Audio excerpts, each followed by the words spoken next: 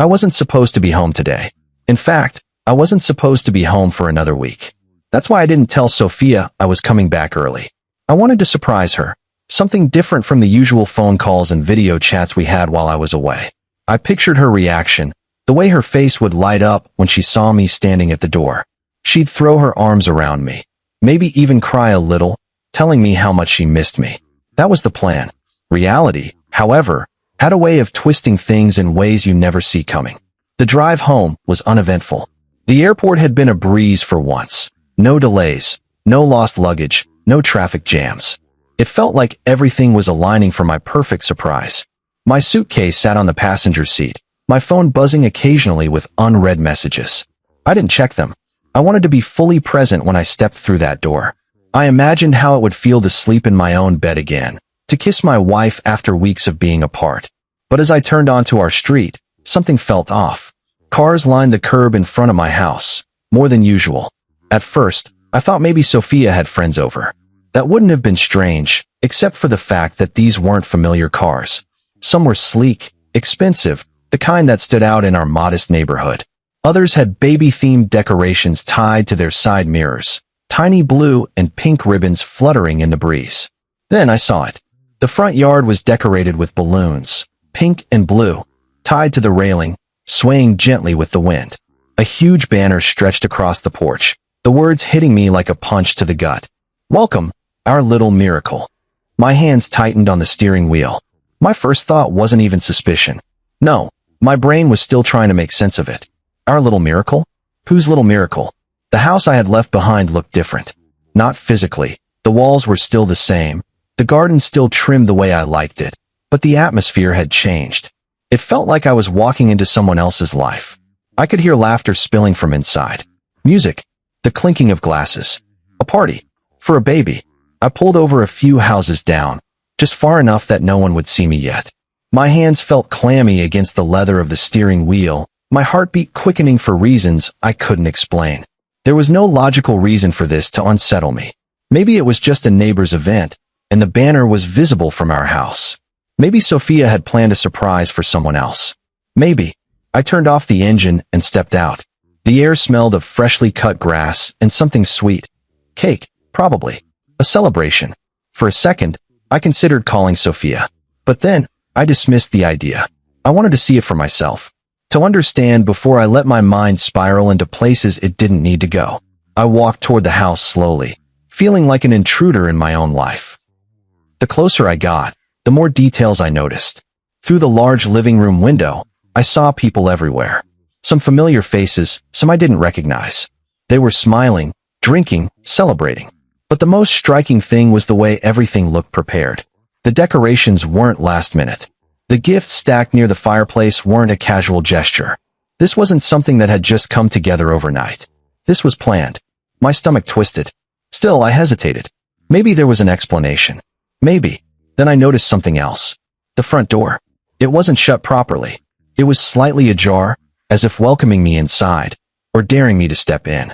I took a deep breath and crossed the threshold. The moment I stepped in, the noise hit me full force.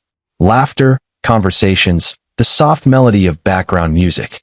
No one had noticed me yet, and for a brief moment, I wished it could stay that way, because I could already feel it. Something was wrong. Then I saw her. Sophia. She stood in the center of the living room, radiant, glowing. But it wasn't me she was smiling at. It was him. Jonah. My best friend. And his hands, were gently placed on her swollen belly. The belly I didn't know existed. Everything inside me froze. The conversations in the room faded into background noise. My mother, standing near the kitchen, stiffened when she saw me. She knew. That realization hit me harder than anything else. They all knew. Jonah was saying something about the nursery. Something about how he had been painting it himself, how he and Sophia had picked out the crib together. I felt like I was drowning. My mind struggled to keep up, to process. There was no explanation that made sense. No version of this reality where I was not the fool. Sophia turned her head slightly, mid-laugh, mid-conversation, mid-whatever this was, and then her gaze met mine. She froze.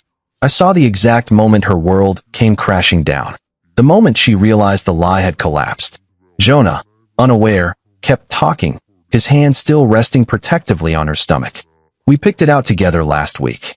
He was smiling, like he hadn't just driven a knife straight through my chest, like he hadn't just ruined my entire life.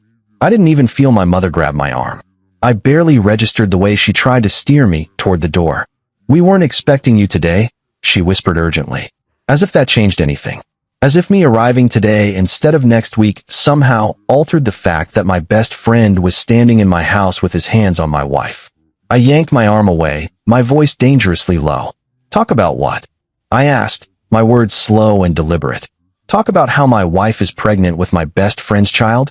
The room fell silent. Someone turned off the music. Even the air felt still, as if it was waiting. Sophia's face had gone pale. Jonah's hands finally dropped from her belly, but it was too late. I had already seen it all. This wasn't a misunderstanding. This wasn't a surprise meant for me. This was betrayal. A perfectly orchestrated, long-kept betrayal. And now, everyone was just waiting to see what I would do next. Silence. That was the first thing that filled the room after my words sliced through the celebration like a knife. The laughter stopped. The clinking of glasses halted. Conversations died mid-sentence. All eyes were on me. My mother-in-law, Marissa, who had been rubbing Sophia's stomach just moments before, pulled her hand away as if it had been burned. My father, Gregory, who had been drinking quietly in the corner, wouldn't meet my eyes. And Sophia, my wife, my partner, the woman I had built a life with, stood frozen in place. Her lips parted, but no words came out. Jonah's hands finally dropped from her belly. I saw him stiffen, his body language shifting from relaxed to rigid, like a man who had just been caught red-handed. Because he had been. Sophia was the first to react. "Noah, please," she whispered. I can explain." Explain? She wanted to explain? Like there was an explanation in this world that could make this okay? I clenched my jaw so hard I thought my teeth might crack. My hands were fists at my sides, my breathing heavy, measured, controlled, barely. "Go on," I said, my voice disturbingly calm. "I'd love to hear it." No one spoke. The weight of my words hung in the air, pressing down on every person in that room. Jonah, who had always been quick with his words, always had a smooth answer for everything, stood there like a guilty coward. The man who had once been my closest friend now looked like he wanted the ground to swallow him whole. And my mother? Oh, my mother. She was still trying to do damage control, trying to fix what couldn't be fixed. "Noah, let's step outside," she urged, her voice soft, her grip on my arm tightening. "This isn't the time." I ripped my arm from her grasp. "This isn't the time?" I repeated, my voice rising slightly. "When would have been the right time, Mom? When the baby was born? When my best friend's kid started calling me Uncle Noah?" My father shifted uncomfortably, still not looking at me. He had known, and he had said nothing. I let out a bitter laugh, shaking my head. "You knew, didn't you?" I asked him. His silence was my answer. The rage inside me burned hotter. I turned back to Sophia. She looked like she was on the verge of tears, but I didn't care. She didn't get to cry. Not when I had spent months working overseas, busting my ass, thinking I was building a future for us, while she was doing this. "Tell me, Sophia," I said slowly, enunciating each word. "How long?" She swallowed hard. "Noah, please, it's not what you think. Not what I think." The words made something inside me snap. "So you're telling me my eyes are lying to me?" I asked, gesturing to the very obvious bump in her stomach. "You're telling me that's not his child? That this whole baby shower, the decorations, the gifts, the nursery, everything, isn't exactly what it looks like?" Her lip trembled. "I didn't want you to find out this way," she whispered. I let out a dry, humorless laugh. "Oh, how considerate of you," I said. "How exactly were you planning on telling me, Sophia? After the baby was born? Or were you just going to let me keep believing we were still married while you played house with him?" I turned to Jonah, who still hadn't said a damn word. "What's the matter, Jonah?" I asked, my tone dripping with venom. "Cat got your tongue? You had a lot to say when you were screwing my wife." He flinched. Good. I wanted him to feel that sting. I wanted him to feel even an ounce of what I was feeling. "Noah, it wasn't like that." Jonah finally spoke, his voice tight, defensive. We didn't mean for this to happen." That phrase. "We didn't mean for this to happen." I almost lunged at him right there. Instead, I laughed again. A sharp, cutting laugh. "Didn't mean for it to happen?" I echoed, shaking my head. So what? You just tripped and fell inside her. A collective gasp sounded around the room. A few people shifted uncomfortably.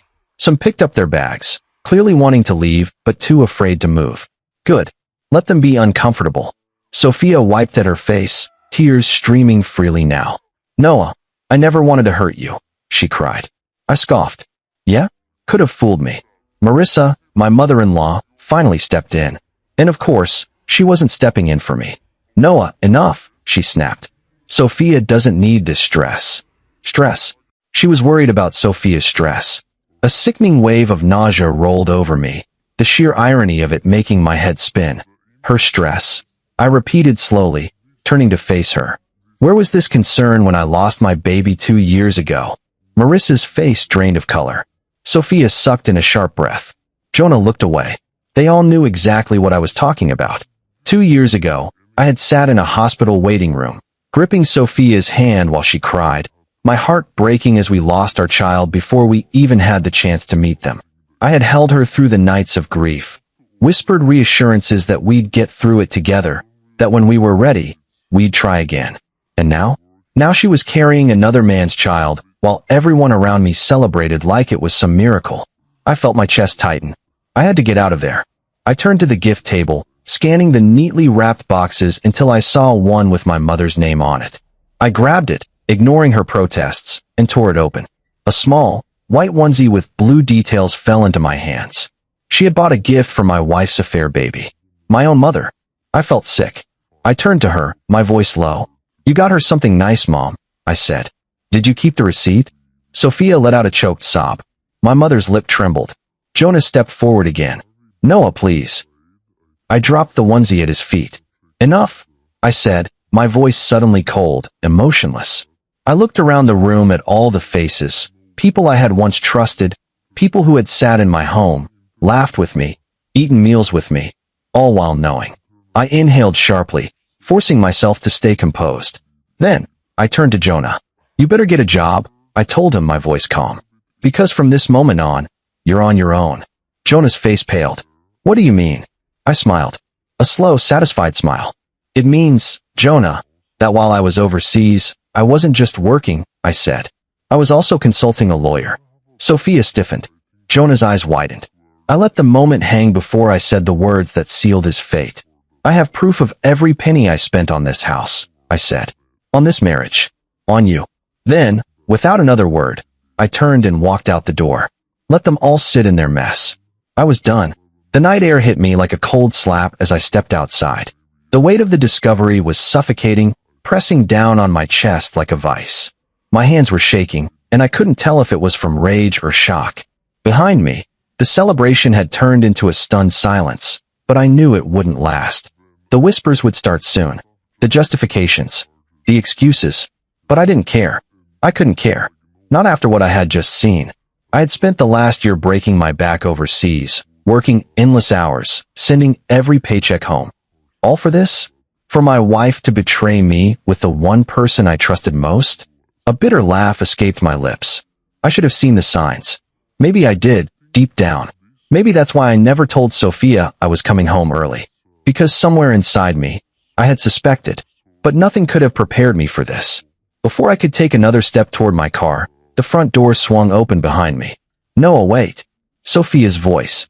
I kept walking. She hurried down the steps, the soft thud of her flats against the pavement barely audible over the sound of my blood pounding in my ears. Please, she begged. Just talk to me. Talk. I stopped abruptly and turned around, barely restraining the storm inside me. Talk to you. I repeated, my voice dangerously calm. Like how you talked to me while you were screwing Jonah. That kind of talk. She winced, wrapping her arms around her stomach as if shielding herself from my words. Good. Let her feel just a fraction of the pain I was feeling. Noah, it wasn't like that, she whispered. I let out a sharp, humorless laugh. Oh, so what was it like, Sophia? Explain it to me. Because from where I'm standing, it looks pretty damn clear. Tears welled up in her eyes. I almost felt something. Almost.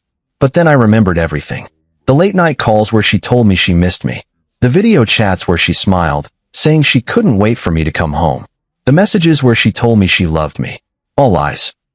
You were gone for so long, she whispered, voice trembling. You don't understand what it was like being alone all the time. My jaw tightened. So that justifies it? I asked. That justifies betraying me with Jonah? She shook her head quickly. No. I mean, I didn't plan for it to happen. I felt my fingers curl into fists. That's the same bullshit Jonah said.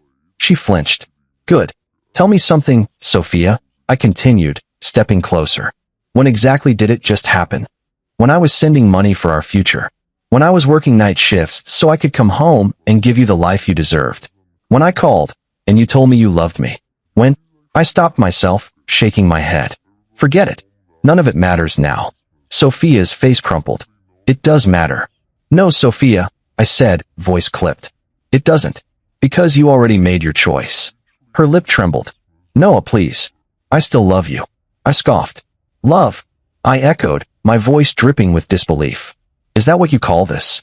I gestured toward the house, the decorations, the celebration she had planned behind my back. Because from where I'm standing, this doesn't look like love. It looks like a goddamn joke. I could see her panic rising now. I never wanted to hurt you, she insisted. I exhaled sharply, pinching the bridge of my nose. Stop saying that. But it's true. No, Sophia. I cut her off, my patience snapping. If you didn't want to hurt me, you wouldn't have done this. Tears spilled down her cheeks, and for a moment, she looked like the woman I had fallen in love with. The woman I had married. The woman I had trusted. But she wasn't that woman anymore. I can't lose you, she whispered. I stared at her for a long moment. You already did. And with that, I turned my back on her. I had barely taken 2 steps when another voice called after me. Noah. Jonah. I went rigid. My fists clenched at my sides. I turned slowly, my entire body coiled with tension. Jonah stood in the doorway, looking guilty as hell. His usual confidence, the cocky smirk he always wore, was gone. I wanted to hit him. Badly. I wanted to wipe that pathetic expression off his face, make him feel even a fraction of the rage that was boiling inside me. But I didn't. I wouldn't give him the satisfaction. Instead, I took a slow, measured breath. You have 10 seconds, I said, voice eerily calm. Say what you need to say. Jonah swallowed hard. I never wanted you to find out this way. That was his opening line. A dark chuckle escaped me. Oh, that's rich, I said. Not I'm sorry, not I shouldn't have done it, not I betrayed you in the worst possible way. Just that you never wanted me to find out this way. Jonah had the decency to look ashamed. No, man. Don't man me. I snapped, stepping forward until I was right in his face. You don't get to call me that. You don't get to act like we're still friends. You lost that right the moment you put your hands on my wife. Jonah looked down, swallowing thickly. I shook my head. Tell me, Jonah, when did it start? He hesitated. Wrong move. I let out another laugh, shaking my head. You don't even have the balls to tell me the truth, do you? It wasn't supposed to be like this, he muttered. I don't remember unlocking my car door. I don't remember getting in. All I remember is gripping the steering wheel so hard that my knuckles turned white. My breathing was shallow, uneven, my heart hammering against my ribs like a caged animal. I was supposed to come home to my wife. I was supposed to surprise her. Instead, I had walked into a celebration for another man's child. I clenched my jaw as my vision blurred for a moment. But I refused to let the tears fall. Not here. Not now. I turned the key in the ignition, the engine roaring to life. My hands were still shaking, my entire body stiff with the weight of betrayal, but I didn't care. I needed to get the hell away from this place. From them. From the house I had built. The house I had paid for. The house that had become a stage for the greatest humiliation of my life. As I pulled away from the curb, I caught a glimpse of them through my rearview mirror. Sophia, standing frozen in the driveway. Jonah, looking lost, confused, terrified. My mother, whispering furiously to my father. Marissa, still holding the banner like some kind of twisted joke. I swallowed the bitter taste in my mouth and floored the gas pedal. I didn't know where I was going. I just knew I couldn't be there. I drove aimlessly, my mind replaying every moment of the past few months. The late-night calls. The I miss you messages. The lies. Had she been with him when she texted me those things? Had she laughed with him, whispered to him in the dark, while I sat in some hotel room on the other side of the world, thinking I was making sacrifices for us? A humorless chuckle escaped me. God, I was a fool. I gritted my teeth, gripping the wheel tighter. The anger in my chest burned like acid, searing through every rational thought I had left. I should have seen it coming. The signs had been there, small, almost imperceptible shifts in her behavior. The way she started hesitating before answering my calls. The way she sometimes took a second too long to respond to my messages. The way she no longer sounded lonely when I told her I missed her. And Jonah, my best friend, the man I trusted more than anyone. I had known him for years. He had been the first person I called when I got the job offer overseas. He had been the one telling me how proud he was, how he'd look after Sophia while I was gone. How stupid could I have been? I pressed the gas pedal harder. The city lights blurred past me. I needed somewhere to think, somewhere to breathe. I ended up at a cheap roadside motel, the neon sign flickering like a dying heartbeat. It wasn't home, but at least it was far away from that house. The receptionist barely glanced at me as I slid my card across the counter. She handed me the key, and I took the stairs 2 at a time, desperate to be alone. The second the door shut behind me, the weight of everything finally crashed down on me. I barely made it to the bed before I collapsed onto it. And that's when I finally broke. I pressed my palms into my face as a sound tore from my throat. Something raw, something ugly. I wasn't crying. Not in the way most people cry. No, this was different. This was years of sacrifice, trust, and love collapsing in on itself. This was grief. Not for a person, but for a life that never really existed. My chest heaved as I lay there, staring at the ceiling, trying to wrap my head around the fact that my marriage was over. That everything I thought I was building was gone. That I had been reduced to nothing more than an afterthought in my own home. I rolled onto my side, my hand clenching into a fist. No, I wouldn't let them have the satisfaction of breaking me. I wouldn't let them win. The next morning, I woke up feeling like I had been hit by a truck.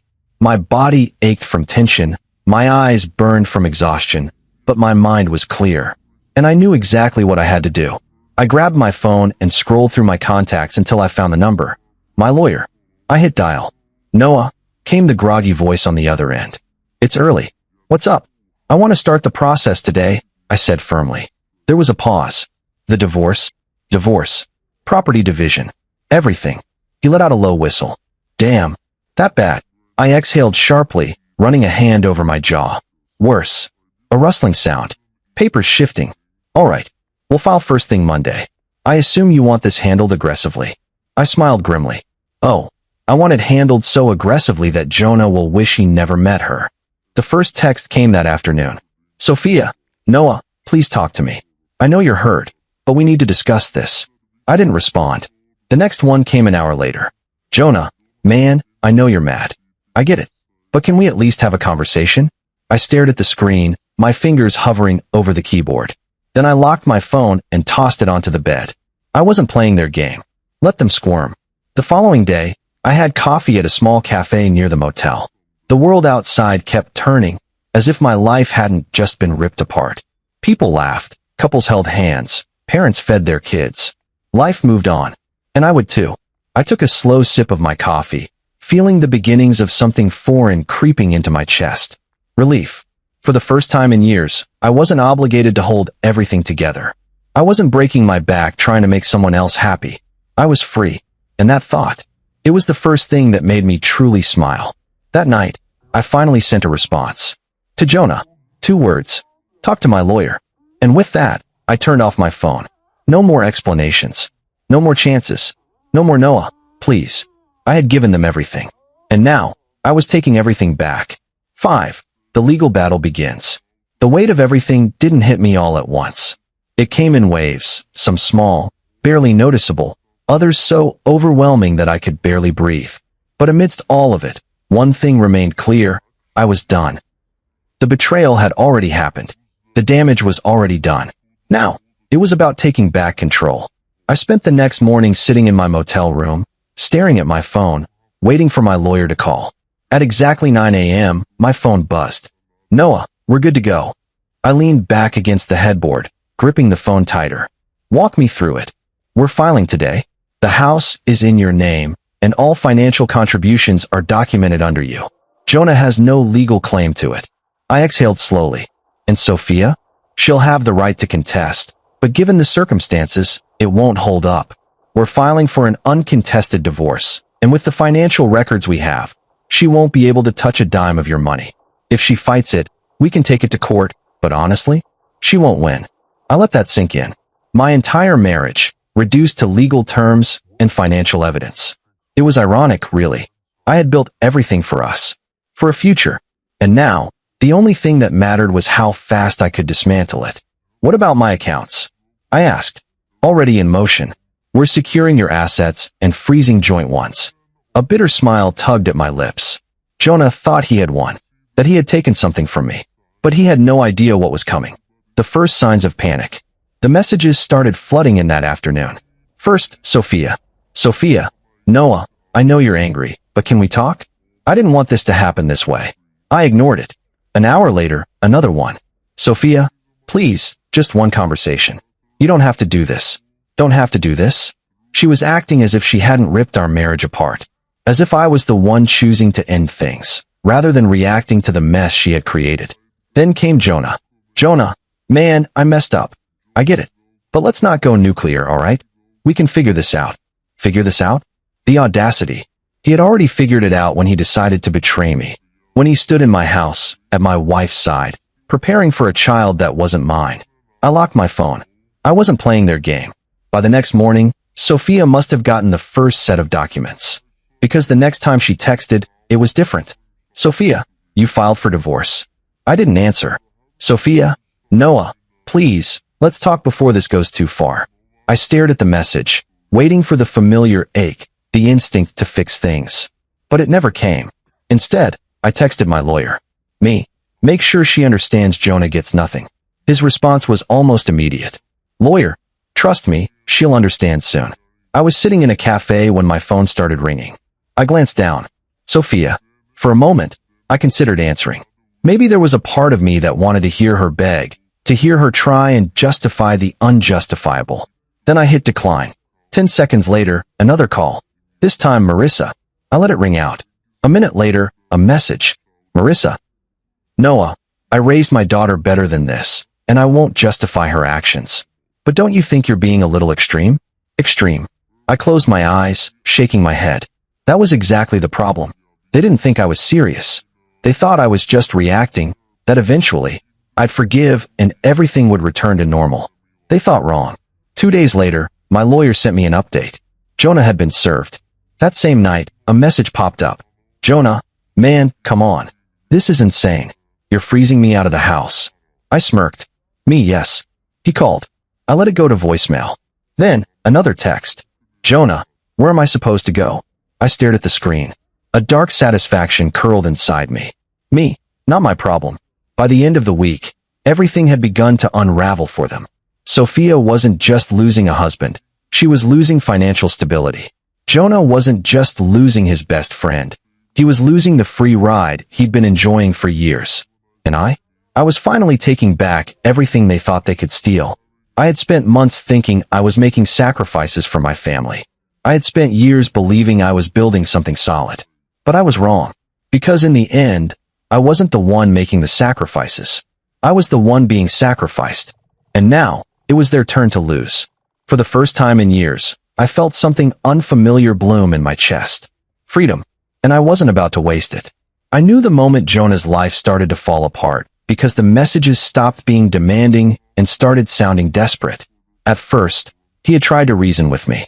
Tried to talk his way out of this like he always had, thinking I'd eventually calm down and everything would go back to normal. But nothing about this was normal, because I wasn't giving him that option. By the time the reality of the legal situation settled in, Jonah was out of tricks. His first real panic message came late at night. Jonah, Noah, man, can we talk? Please. Just 5 minutes. I didn't reply. He tried again the next day.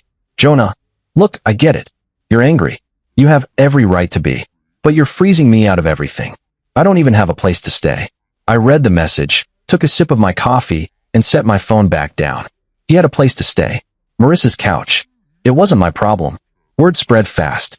I knew it was only a matter of time before people started realizing that Jonah, who had once strutted around with confidence, always acting like he had life figured out, was suddenly in serious trouble. Some mutual friends tried reaching out to me. Eli, dude, are you sure you want to do this? He's crashing with Sophia's mom. That's got to be humiliating. I smirked. Me good. Eli hesitated before responding. Eli, man, you're really not gonna let this go, huh? Let it go? I leaned back in my chair, staring at the message. They acted like this was a petty argument. Like Jonah had borrowed my car without asking instead of destroying my entire life. Me. Would you let it go if your best friend screwed your wife and then threw a baby shower for their kid in your house? He didn't respond after that. Exactly. The moment I cut off access to the house and joint finances, Jonah must have thought he could just figure something out. Except, he never had to figure things out before. Because I was always the responsible one. Jonah was the guy who floated through life, always landing on his feet because someone else, me, usually, was there to catch him. But now, I had pulled the safety net, and he was free falling. My lawyer confirmed that the mortgage had been entirely covered by me, which meant that Jonah had no legal right to the house. And since he had no job, no income, and no real way to contribute financially, he was left scrambling, which led to the next inevitable breakdown. I was grabbing lunch at a cafe near my motel when I felt a presence hover near my table. I looked up. Jonah. He looked rough. His eyes were shadowed with exhaustion, his hair a mess, his usual confident posture replaced with slumped shoulders. He looked like a man who had lost everything. And he had. Noah, he said, voice lower than I'd ever heard it. Can I sit? I sipped my coffee slowly, letting him stew for a second before I gestured at the chair across from me. He sank into it, rubbing his hands together like he was trying to warm them up. He hesitated, swallowing hard. I know I messed up. I said nothing. He shifted in his seat, uncomfortable with my silence. Man, you gotta believe me. I never wanted this to happen. I tilted my head slightly. You mean you never wanted me to find out? His lips pressed into a thin line. I let out a humorless chuckle. Tell me something, Jonah. What exactly were you planning? Were you just gonna let me keep paying for everything while you played house with my wife? His gaze dropped to the table. I leaned in slightly. You thought I'd be the fool forever, didn't you? He exhaled sharply. I didn't think. No, you didn't. I cut him off. You didn't think about me. You didn't think about the consequences. You thought you could take everything and not pay the price. His jaw clenched. Noah, please, he finally said. I don't have anywhere else to go. I stared at him. Jonah, the man who had stood in my house, rubbing my wife's stomach while talking about their baby, was now sitting in front of me, begging. For a second, I just watched him. Then I took a slow sip of my coffee, savoring the taste, and set the cup down. That's not my problem, I said. His eyes snapped up to mine. His panic was real now. Noah. I cut him off again. I have nothing left to say to you, Jonah. Whatever sympathy you think I have. I leaned back in my chair. It doesn't exist. He swallowed hard, desperation flickering across his face. You don't have to do this. I smiled. Oh, but I do. I pushed my chair back, tossing a few bills on the table, and stood up. Jonah blinked up at me. That's it. I nodded. That's it. Then I turned and walked out. And I didn't look back. Days passed. Then came the eviction notice. Jonah hadn't been able to keep up with the mounting costs. He had no real job, no way to sustain the house without me. And just like that, the place that had been my prison became his downfall. I showed up the day they were forcing him out. Boxes were scattered on the front lawn.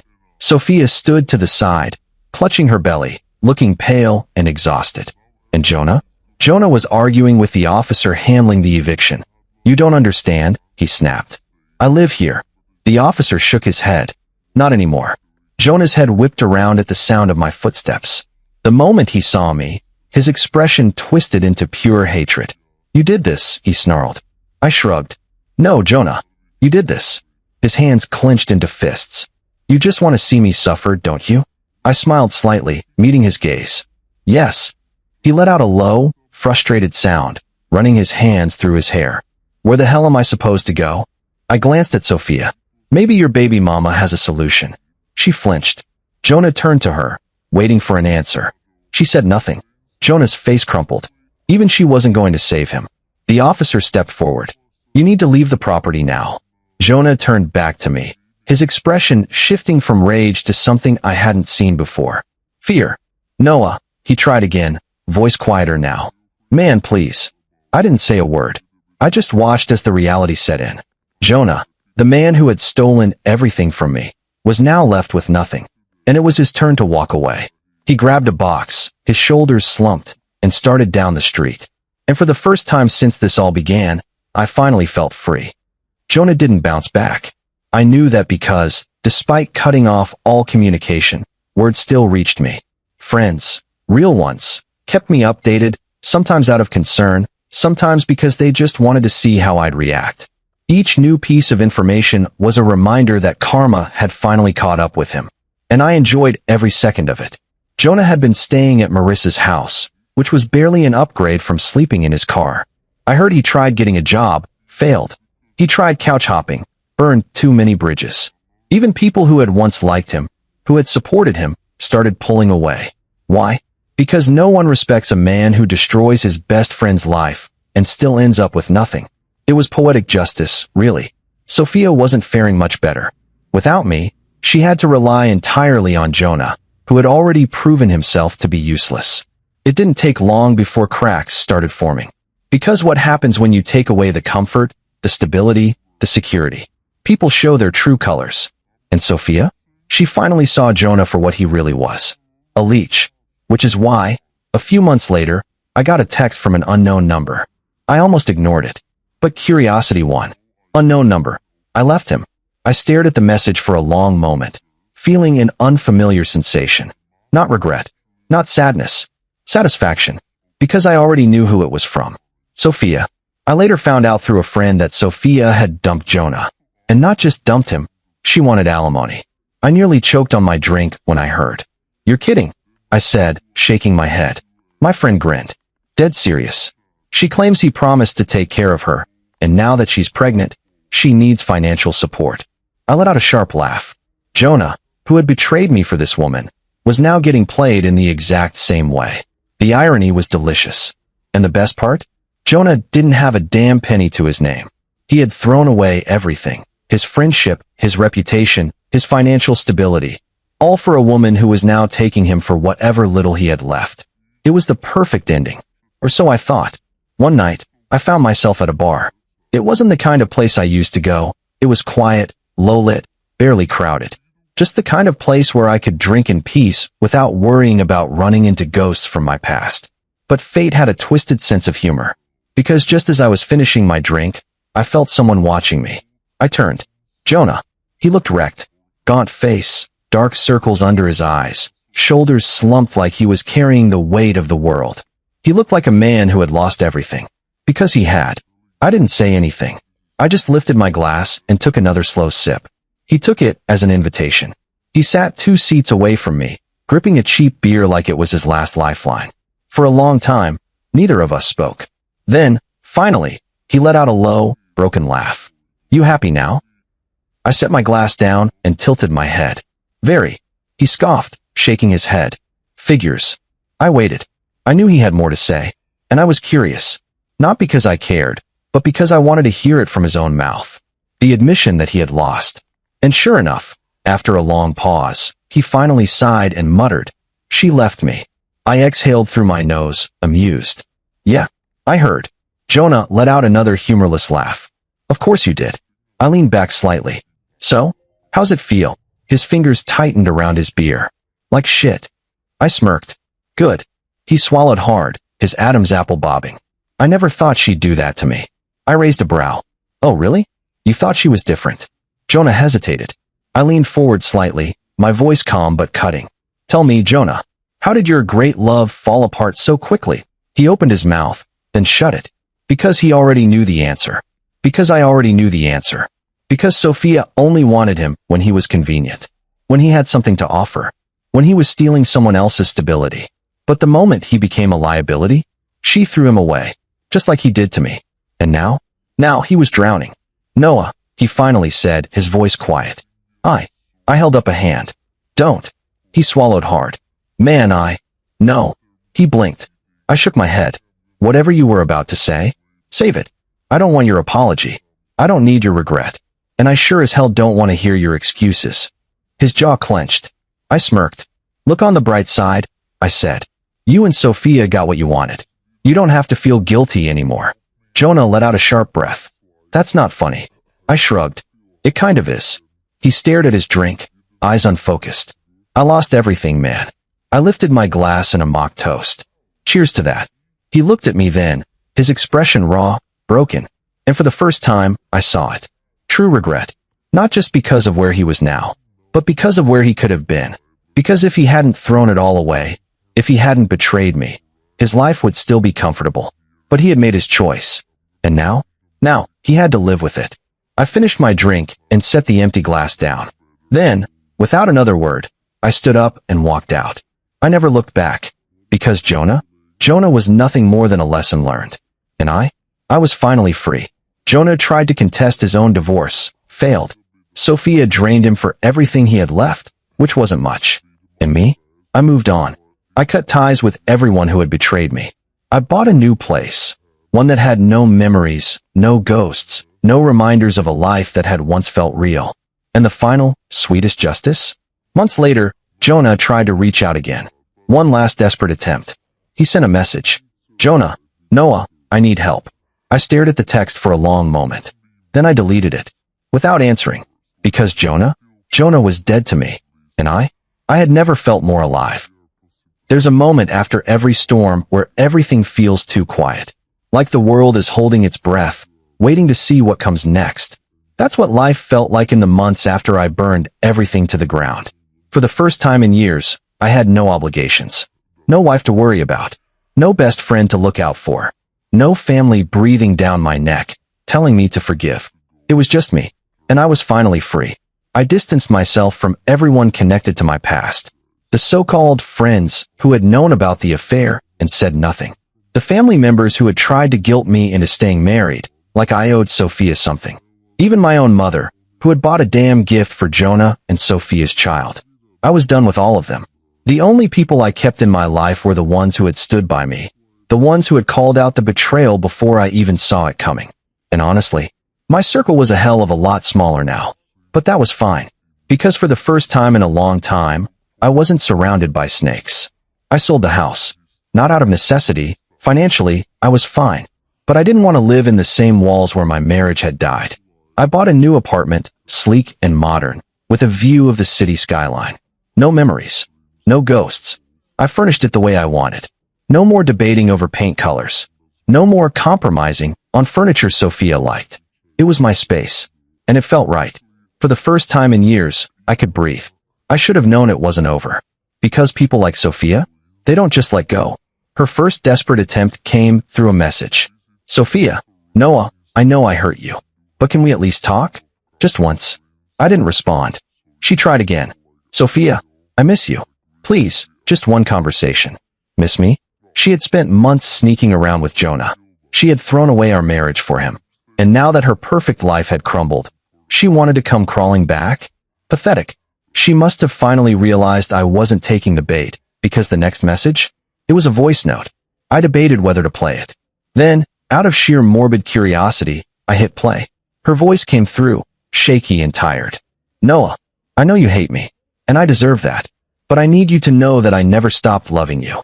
What happened with Jonah, it wasn't supposed to be that way. I don't know what I was thinking. I was lonely, and I made a mistake. I ruined everything, and I regret it every day. I just need you to know that. I let the message finish. Then I deleted it. I wasn't her backup plan. She had made her choice. And now, she had to live with it. I should have expected Jonah to reach out again. Men like him, they never truly learn. The message came late at night. Jonah, Noah, I need help. That was it. No fake apologies. No excuses. Just desperation. I didn't respond. The next night, another one. Jonah, man, I've got nothing left. I don't know what to do. I stared at the message, tapping my fingers against the counter. For a moment, just a second, I imagined what he must look like now. Probably living off whatever scraps he could find. Probably realizing that life, without me covering for him, was a nightmare. And honestly, good. I had spent years being the safety net for both him and Sophia. Now, they could figure it out themselves. I deleted the message. Without responding. Jonah was dead to me. It wasn't enough that Jonah was ruined. It wasn't enough that Sophia had lost everything. No, the final nail in the coffin came when Jonah tried to appeal the divorce ruling. The idiot actually went to court trying to get money out of Sophia. And the judge? The judge laughed in his face. He walked out of that courtroom with nothing. No money. No house. No reputation. Just regret. And for the first time in months, I slept like a baby. Months later, I was sitting in a cafe, sipping my coffee, when I saw them. Sophia and Jonah. Not together. They weren't a couple anymore. But they were both broken. Jonah was thinner than before, looking exhausted, drained, aged. Like life had kicked him down, and he had stayed there. Sophia? She was pushing a stroller, looking miserable. And me? I was fine. I finished my coffee, left a tip, and walked past them. For a brief moment, Sophia's eyes met mine. And in them, I saw everything. Regret. Shame. A silent plea for something. Anything. I held her gaze for a second. Then, slowly, deliberately, I smirked. And kept walking. Jonah and Sophia became irrelevant. People stopped talking about them. The scandal faded. But me? I thrived. I traveled. I met new people. I lived. And best of all, I never wasted another second on traitors. Because in the end, justice had been served. And I was finally, completely free.